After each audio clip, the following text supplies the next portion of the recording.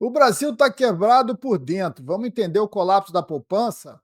É um ponto aí que ninguém comenta, mas que explica muito da fragilidade econômica do Brasil. Mesmo com juro alto, o brasileiro está sacando o que tem para sobreviver. E isso diz tudo.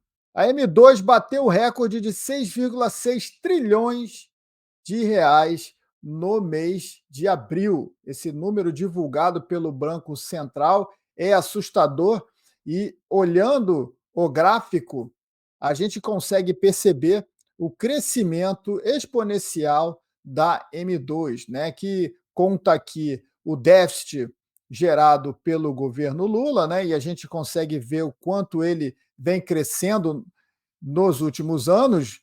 De 2023, exatamente quando o governo Lula assumiu, a moeda em circulação era de 5,03 trilhões, e esse número subiu fortemente, chegando agora em 2025 no recorde histórico de 6,693, uma alta em relação ao mês de março, que já veio 6,642. Esses 6,600 que eu estou comentando aqui, estamos falando de trilhões de reais.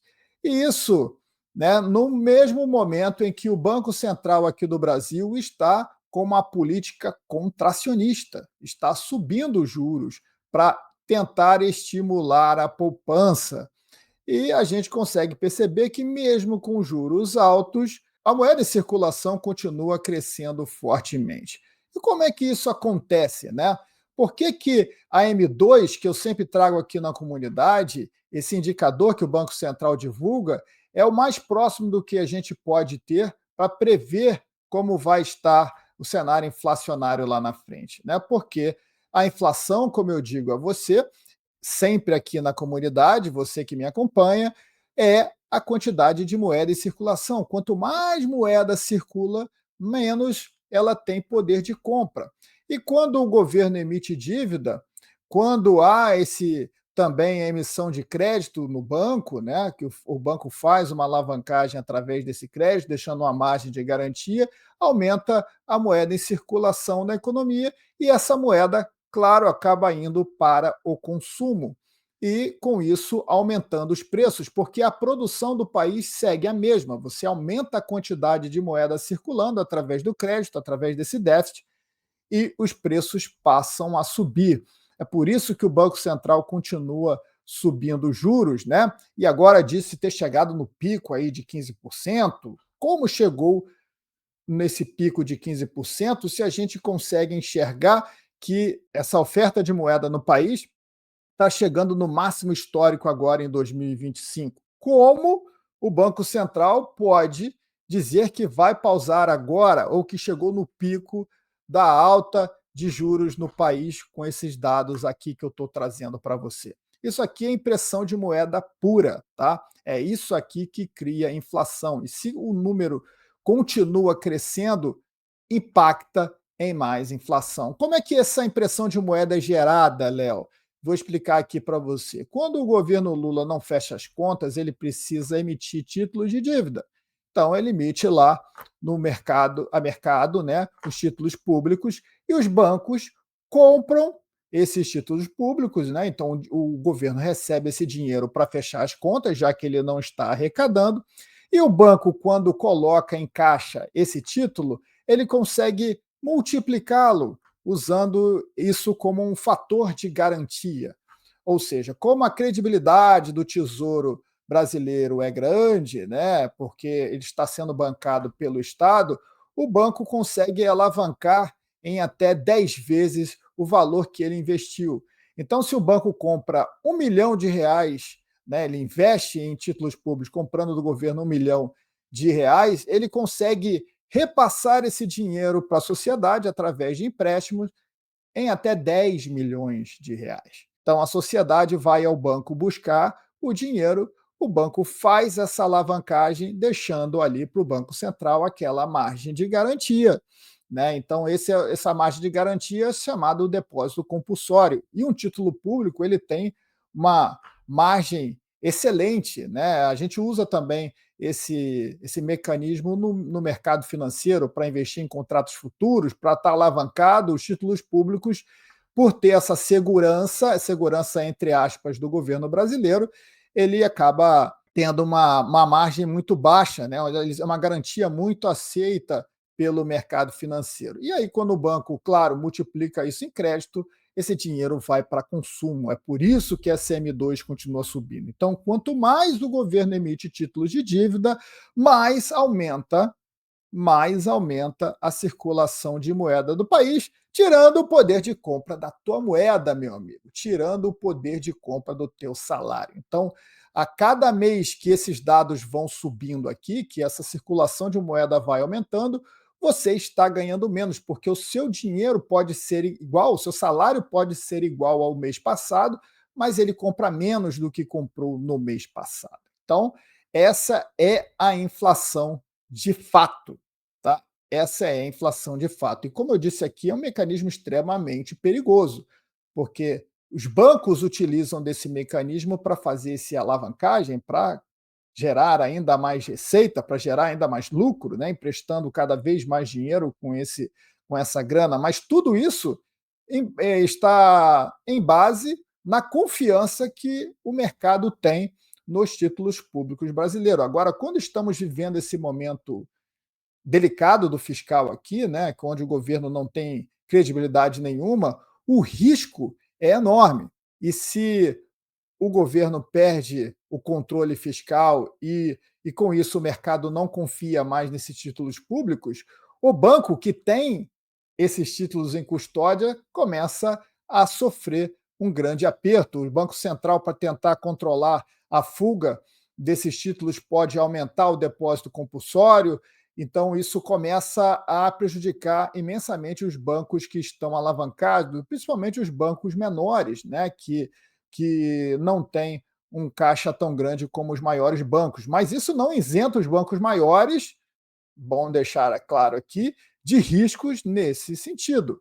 Se a gente chega aí nesse limite que estamos chegando aí de endividamento no país, pode ter certeza que mesmo os grandes bancos têm problema graças a essa alavancagem do sistema financeiro brasileiro, que acaba beneficiando esse tipo de. Que acaba beneficiando, ou que acaba, melhor dizendo, favorecendo esse tipo de alavancagem dos bancos, que entra como receita no curto prazo, mas que, no momento de desconfiança, pode ser um choque muito grande, principalmente quando as regras mudam.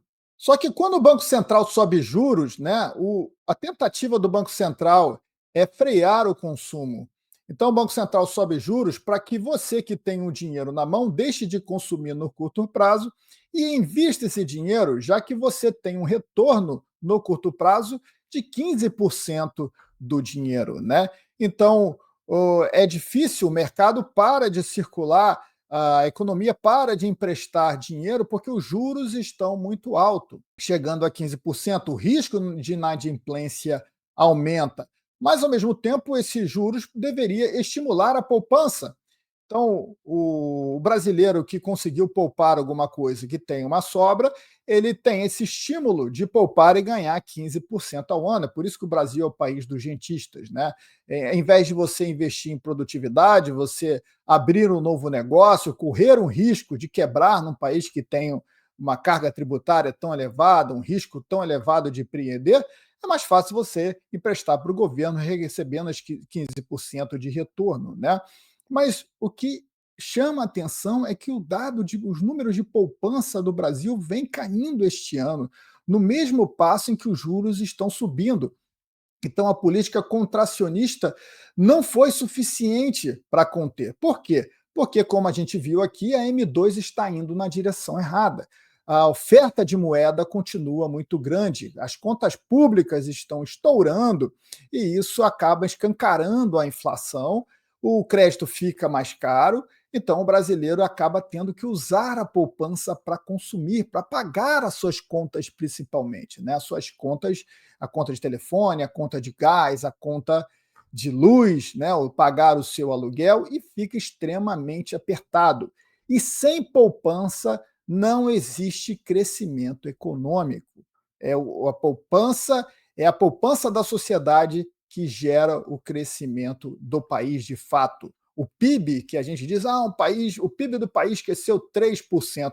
O PIB do país, ele não é um bom medidor de crescimento econômico, porque ele pode ser maquiado através desses gastos. Se a gente tem um aumento desse, como a gente viu aí, de mais de 20% da moeda em circulação em apenas um ano, é claro que isso entrou como consumo e isso estimulou um pouco o PIB para cima. Mas ainda assim, mesmo com toda essa impressão de moeda, o PIB é um PIBzinho, né, cara? O PIB é um PIB ridículo. Então, nem com o endividamento você consegue realmente um crescimento sólido e robusto. O crescimento sólido e robusto é quando a sociedade está produzindo, quando a sociedade está poupando, e aí a sociedade de fato passa a consumir. E o excesso de produção, né, aquilo que a sociedade não consegue consumir, ela exporta, né, para o resto do mundo, e é isso que realmente traz uma atividade de riqueza econômica, o que estamos muito longe aqui no Brasil, infelizmente. E sem poupança interna, o país depende de capital externo ou de emissão de dívida. Então, o ciclo se autoalimenta. O Brasil não tem base de poupança, não tem âncora fiscal, não tem folga monetária. O que a gente tem agora é uma calmaria artificial. Esse momento em que a inflação parece estar mais quieta, em que o Banco Central pode até anunciar que vai pausar o ciclo de alta, pagar para ver o que vai acontecer, ele está acontecendo devido à queda do petróleo recente, que está impactando também na queda de inflação em vários países do mundo, inclusive nos Estados Unidos. Mas quando o dólar está caindo, continuar perdendo força, o petróleo voltar a subir, inevitavelmente vamos ver a pressão de novo nos preços, né? Mas volto a lembrar aqui que a pressão dos preços ela é feita através do endividamento, através do crescimento da oferta de moeda circulando na economia e não através de uma alta pontual do petróleo, por exemplo, quando um conflito geopolítico, essa guerra, o petróleo subiu, a inflação vai disparar. Não, a inflação, o preço, claro, vai alterar no curto prazo, mas logo, quando o preço do petróleo passa a subir, a produção dos outros produtores, né, a produção começa a subir também, e aí alcança essa demanda e os preços passam a cair. É por isso que pouco logo após aí início de um conflito como esse, como aconteceu na guerra Ucrânia e Rússia, o preço tende a ter um ajuste para baixo. Não é o que acontece no cenário inflacionário. Cenário inflacionário, de fato, os preços sobem, meu irmão, e não volta nunca mais. Você sabe bem como funciona. Quer acompanhar todo esse conteúdo do vídeo em tempo real, sem cortes e com profundidade? É isso que eu compartilho na Liga Lion, a minha comunidade principal. O link está na descrição desse vídeo ou no QR Code na tela. Que bom que você chegou até aqui, tasca esse like maroto aí no vídeo, compartilhe esse conteúdo com aquele seu grupo de WhatsApp, com seus amigos do trabalho. Importante que mais pessoas tenham acesso a esse conhecimento econômico. E se não está inscrito, se inscreve aí no canal e aciona também o sininho da notificação. Até o próximo episódio. Tchau!